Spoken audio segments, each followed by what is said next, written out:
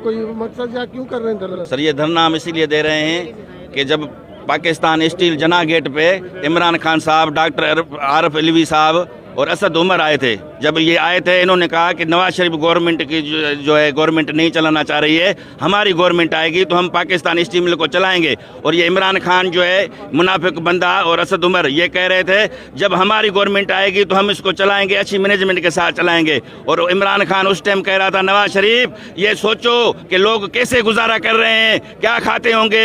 तो इमरान खान आपको अल्लाह का अजाब पड़े तो आप भी सोचो तो हमारी क्या तनख्वाह है, 26 हजार में घर नहीं चलता। छोटे छोटे बच्चे हैं, स्टील टाउन में हमारी राइश पजीर है, बच्चे तालीम पढ़ा रहे हैं। कितनी महंगाई आपने कर दी है। अल्लाह का आपको आजाब आ जाए, कोरोना आ जाए आपको अर्जेंट वाला कि आप फुल फोर मर जाओ और पीटीआई की गवर्नमेंट फुल फोर मर जाए। लोग मुझे कह रहे हैं कि ऐसी बात नहीं करो, मगर ये दिल से बात निकल रही है, दिल से मैं निकाल रहा हूँ बात, दिमाग से बात नहीं है। इमरान खान में अगर थोड़ी भी गैरत हो, शर्म हो, हया हो, इस्तीफा दे के चला जाए। आरिफ अलवी डॉक्टर ये सदर है, ये सदर नहीं है, ये जो है दांतों का डॉक्टर है, इसको तो कोई क्लर्क भी न रखे।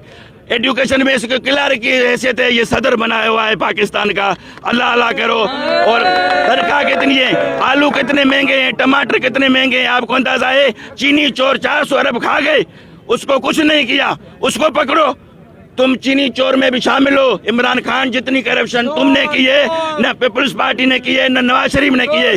तुम चोर हो, डाकू हो, और इंशाल्लाह तेरे साथ वो होगा पाकिस्तान में कि तुम्हारा जो है लाश भी नहीं मिलेगा। जैसे ज़िया का जहाज तबाह हो गया था ना, अल्लाह करेगा तेरा जहाज तबाह हो जाएगा।